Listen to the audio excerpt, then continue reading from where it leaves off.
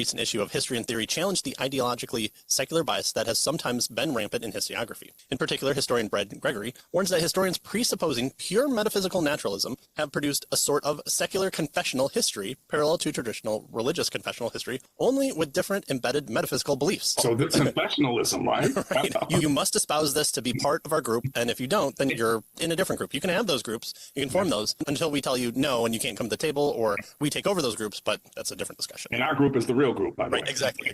So it's trying to shore up the walls and make sure that the good stuff stays in and the bad stuff stays out. We can hearken this back to the Princetonian shoring up of kind of the secular influx when it came to Christianity in the 20th century, liberalism, and in fact, we pulled up a couple episodes ago that actually Hume has a big nod to helping liberalism take hold there in the 20th century before the Princetonian shored it off, at least for a little bit, and maybe not fully as much as we like, but we appreciate their effort there. So here is the secular idea, right? So we need to keep those religious nut jobs out of our history and away from our chocolate, and the peanut butter and the chocolate should not mix here. So it's trying to be imposed here. And so why must that be the case? Can you not hold to the idea that miracles happen and do good history, or must you put aside your assumptions? And so he's going to talk a bit more about that here in the last two sections here. These beliefs, he warns, that Gregory warns, are so deeply ingrained at the unconscious level that the writing with this bias are far less apt to acknowledge their bias than rights of other confessional histories are. We see this even in science, where there was a translation of a Nature article from Japanese that used the term something like hand of God, and it was mistranslated. There was a giant hullabaloo, and like retractions had to be put out, and even